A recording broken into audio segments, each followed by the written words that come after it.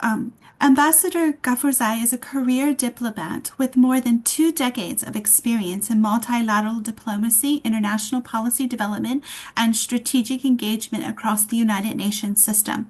He has served as ambassador of Afghanistan to Norway and as a non-resident ambassador to Denmark and Iceland, where he worked to strengthen cooperation in support of peace, stability, sustainable development, and democratic governance.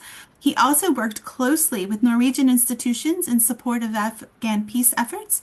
A significant portion of his career has been dedicated to the United Nations. During several assignments, United Nations permanent mission to the United Nations in New York, including as personal counselor, he worked on issues involving peace and security, conflict resolution, counterterrorism, international rule of law, and the mandate of the United Nations assistance mission in Afghanistan. He's also served as an advisor on international affairs at the Foreign Ministry, contributing to policy formulation on regional and global issues. Ambassador Ghafoorzai's own work in support of peace has a notable parallel in his family history. His father, former Afghan Prime Minister Abdul Rahim Ghafoorzai, was serving on a peace mission when he died in a plane crash in 1997. Later that year, the United Nations General Assembly held a special session honoring his life and legacy. Across his diplomatic career, Ambassador Ghafoorzai has contributed to strategic dialogue on peace, human development, democratic governance, and other pressing global challenges. Ambassador, the floor is yours. Thank you very much, Rachel. Thank you for the very kind introduction. Let me start by first thanking Honorable Anita McBride for her very useful information about her upcoming book.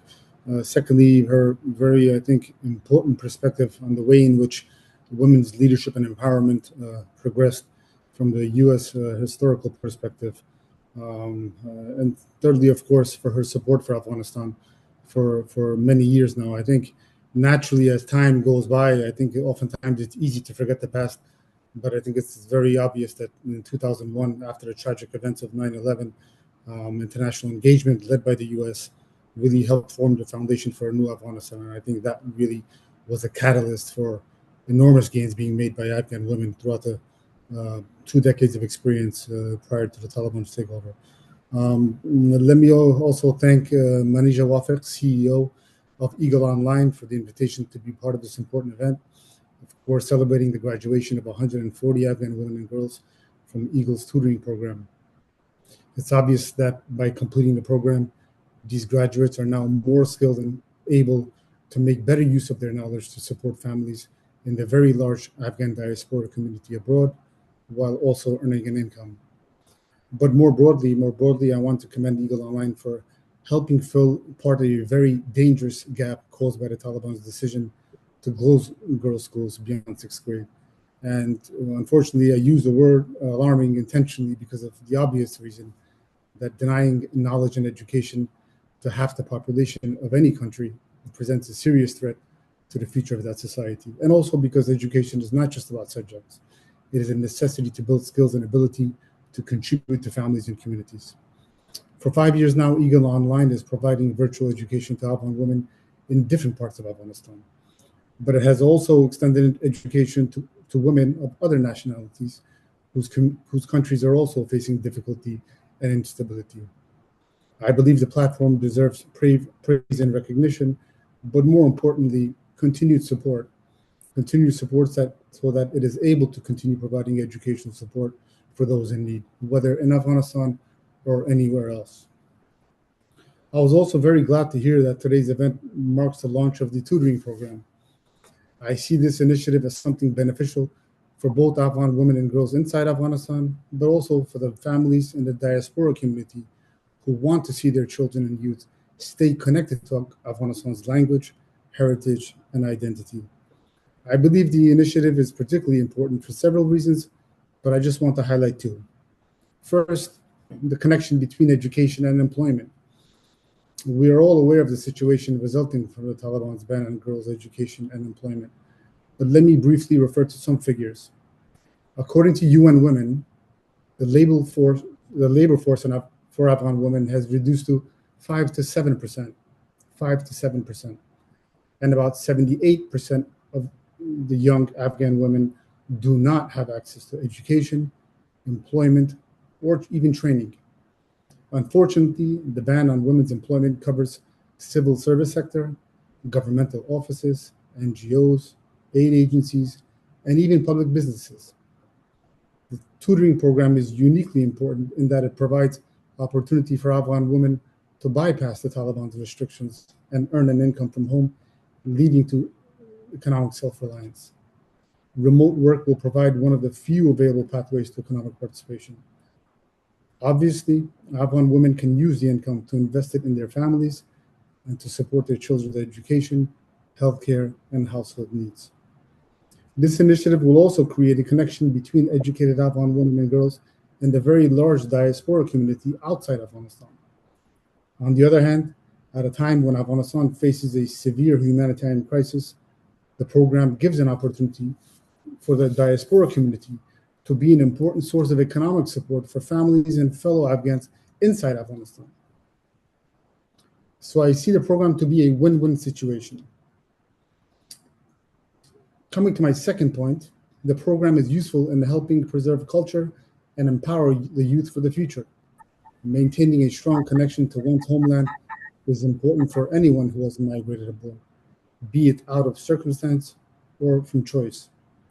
The tutoring program enables the youth in the diaspora to learn their language and stay connected to their country, culture, and heritage.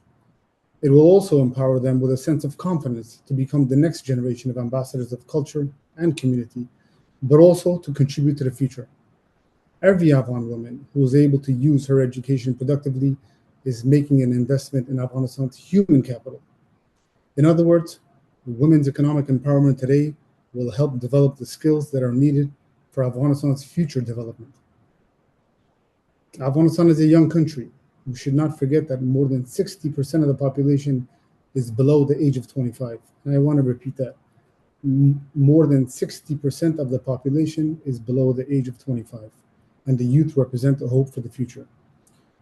We all know that tens of thousands of Afghan families, including those with young children, came to the United States in the aftermath of the Taliban's takeover in August 15, 2021. Many of the children and young people who resettled are part of the same generation that represents Afghanistan's future. Learning the language is necessary to form the foundation that is needed to contribute to Afghanistan's future through civic engagement, humanitarian work, expertise, or even leadership. And I want to mention that this is something that we have seen in the past. In 2002, after the collapse of the first Taliban regime, thousands in the Afghan diaspora community returned to Afghanistan. Many took up important roles as experts, consultants, and professionals with international organizations, non-governmental organizations, and even government ministries. They were able to do so because they had the foundation which came from culture, language, and a good understanding of local dynamics. But this is also something we are seeing now, even in the present situation. Of course, we all know that Afghanistan, sadly, is now facing a very deep crisis: humanitarian, human rights, and political.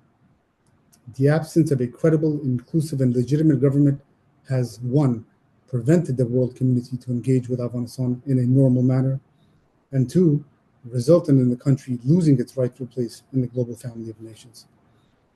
But even in this very difficult environment, the people, especially the youth,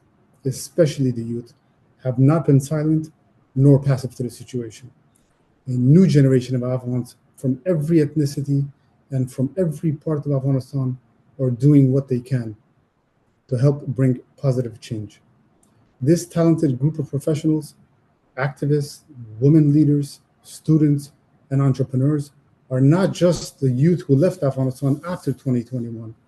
Many of them come from the network of professionals who have lived outside Afghanistan for decades.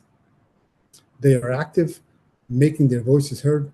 They're holding meetings, engaging with governments and organizations where they live, and giving important recommendations for a solution to Afghanistan's crisis.